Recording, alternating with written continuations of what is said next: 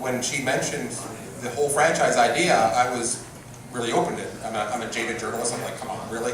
No, but we really believed in the product. And when we met with the business manager and saw the numbers and what we'd have to put up to make it work, it seemed like we could make it work. And just personally,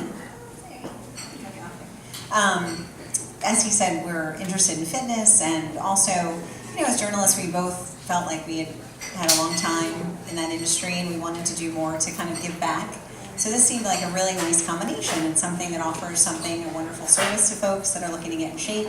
I've personally struggled up and down with my weight all my life, so finally now at 39, I feel like I'm actually fairly fit, getting there, in progress. So I felt like it just was so motivating to provide something. So that was something I think that really drew us to it, that we were both very passionate about it, which I think is, from what we've learned and talked to others that own small businesses, that's really step one. Finding something you're passionate. One of the companies which we use is called Guidant Financial.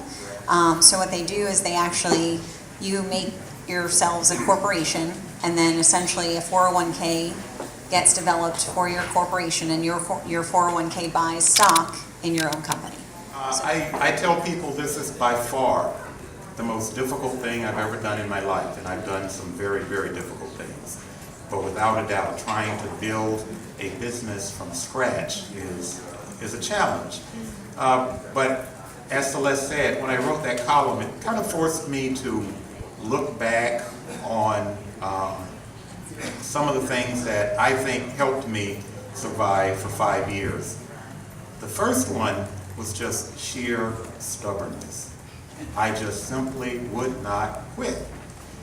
Do you remember the movie The Officer and a Gentleman, where Richard Gere, where he had gotten caught cheating or whatever, and they were going to kick him out, and he's doing push-ups, and he's like, I got nowhere else to go. You remember that? Well, that's kind of what I did. I kind of rowed myself out into the middle of the ocean and threw away the oars. So I would make it, or I would die trying, or whatever. And so that was one of the first things.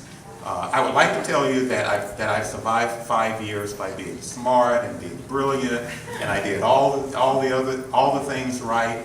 It wasn't. It was just sheer determination. I refused to quit. And for many years, passion for me was flying airplanes, and that's all I wanted to do since I was about a junior in college. And once I started doing it, that's all I ever wanted to do. I was going to do it 24 hours a day until basically I got so tired that I needed a few hours sleep, and then I got right back at it again. But I did it for 24 years and still enjoy the thought of flying and things like that. But as you grow older, you have a family, and your priorities change a little bit. Being away from home 23, 24 days a month is not so attractive anymore. And we were looking at some other options, and my wife was kind of a turning point in her career. She was in the banking industry here in Charlotte. You guys probably know there's a few banks here in town. She doesn't work for the one in the big building over there, but in a smaller building, but the situation's the same.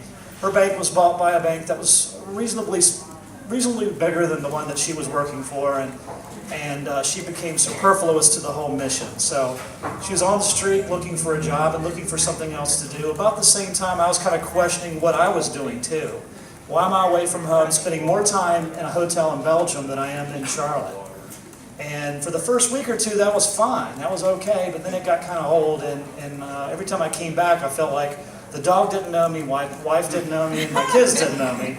The only person who knew me was the people at the airport at the security check-in, because they saw me get back and forth all the time. So it was about a chance to rediscover what we wanted to do. Yeah. Failure was not an option. No. 2 days before, we kind of looked at each other like, are we crazy like everyone thinks we are?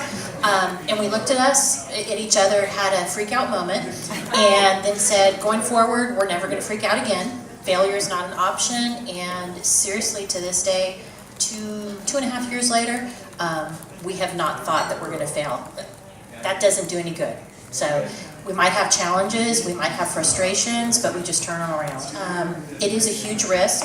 You're taking a risk in yourself instead of the stock market, company XYZ that we were previously invested in, that we didn't necessarily know what they were going to do.